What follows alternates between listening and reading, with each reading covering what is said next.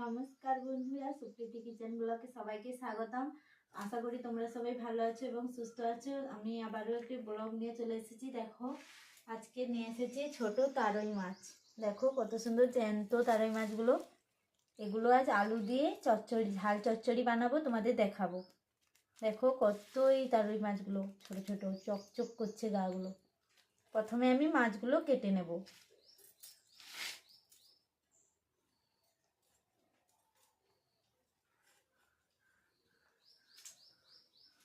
মাছগুলো আমি কেটে নিয়েছি, সবগুলো ধুয়ে নিয়ে চলে এসেছি। এবারে মাছের মধ্যে আমি লবণ মাখিয়ে নেব।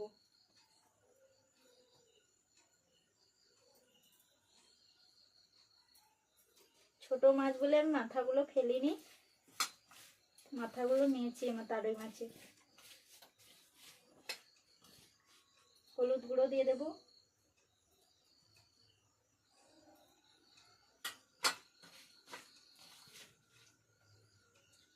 হলুদ আর লবণ ভালো করে মাখিয়ে নিচ্ছি।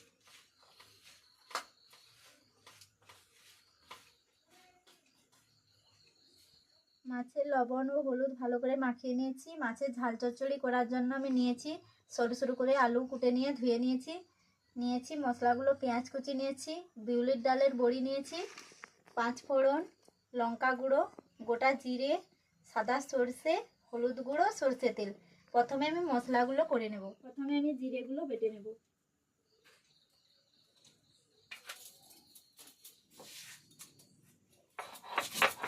পেঁয়াজগুলো বেটে নিচ্ছি, আদা সর্ষে নিয়েছি, ওগুলোকে বেটে নেব ভালো করে। জল দিয়ে দিলাম, দিয়ে বেটে নিচ্ছি। মশলাগুলো ভালো করে আমি মিহি করে বেটে নিয়েছি। এবারে রান্না করে নেব। কড়া গরম হয়েছে, বিউলির ডালের বড়িগুলো ভেজে নিচ্ছি। অল্প আঁচ দিয়ে বড়িগুলো ভেজে নেব।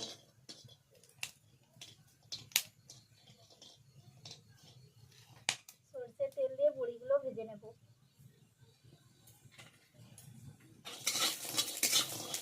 লাল লাল করে বড়িগুলো ভেজে নিচ্ছি। বড়িগুলো ভালো করে ভেজে নিয়েছি, তুলে নেব।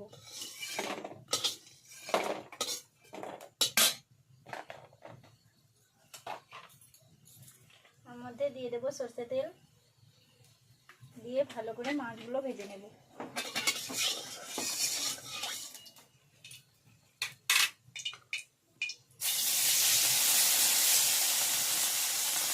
অল্প অল্প করে মাছগুলো ভেজে নেব।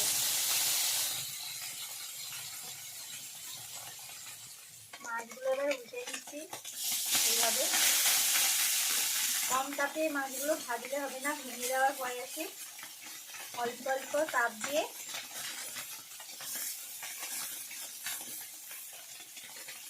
প্রথমে ভালো করে কড়াইতে তাপিয়ে নিতে হবে, তারপরে মাছগুলো ভাজতে হবে।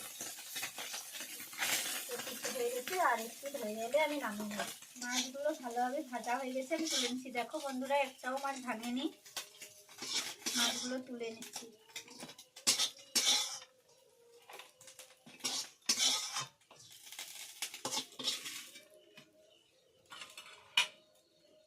আর কিছু তেল দিয়ে দেবো কড়াতে। বাকি মাছগুলো ভেজে নিচ্ছি।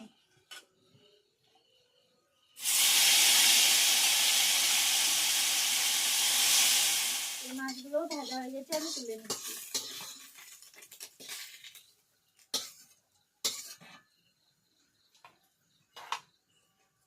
কড়াইতে তেল দিয়ে দেবো,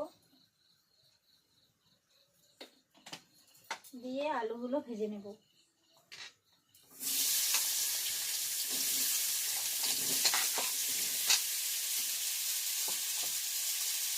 দিয়ে দেবো স্বাদ মতো লবণ,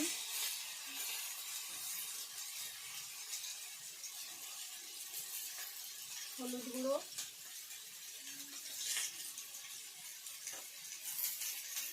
ভেজে নেব। আলুগুলো ভাজা হয়ে গেছে, তুলে নিচ্ছি। কড়ার মধ্যে আমি সরষে তেল দিয়ে দেবো। ওর মধ্যে দিয়ে দিচ্ছি 5 ফোড়ন, কুচনো পেঁয়াজ রেখেছিলাম, দিয়ে দিচ্ছি।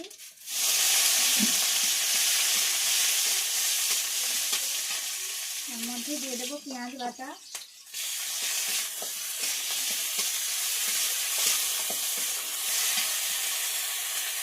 শুকনো লঙ্কা গুঁড়ো নিয়েছি, দিয়ে দিচ্ছি। আপনারা যেমন ঝাল খেতে চান সেই মতন দেবেন।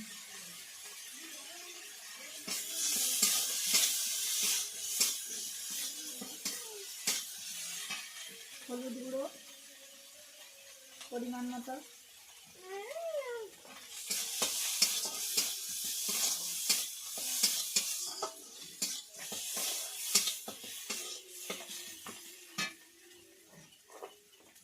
ওর মধ্যে দিয়ে দেবো সর্ষে বাটা, সাদা সর্ষে বেটে রেখেছিলাম দিয়ে দিচ্ছি। ওর মধ্যে জল দিয়ে দেবো। ওর মধ্যে দিয়ে দিচ্ছি জিরে বেটে রেখেছিলাম, দিয়ে দিচ্ছি। দিয়ে ভালো করে কষে নেব।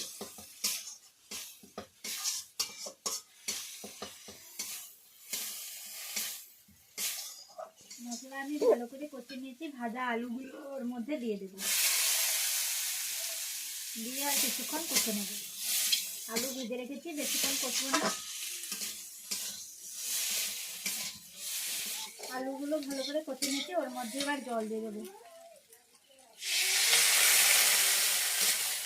অল্প জল দেবো, বেশি জল দেবো না, আলু সেদ্ধ হয়ে গেছে। কিছুক্ষণ ঢাকনা চাপিয়ে দেবো। কিছুক্ষণ ফুটে গেছে, ওর মধ্যে বড়িগুলো দিয়ে দেবো। ভেজে রেখেছিলাম বড়িগুলো দিয়ে দিচ্ছি। দিয়ে আবারও কিছুক্ষণ ঢাকনা চাপিয়ে দেবো। ঢাকনা খুলে দেখে নেব। মাখা মাখা হয়ে এসেছে, ওর মধ্যে মাছগুলো দিয়ে দেবো।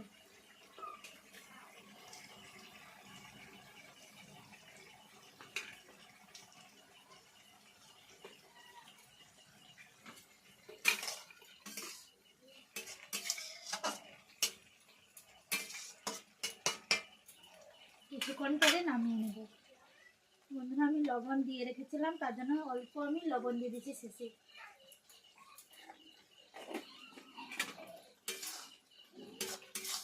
নামিয়ে নেব এবারে। আর ওই মাছের ঝাল চচ্চড়ি হয়ে গেছে, আমি নামিয়ে নিয়েছি।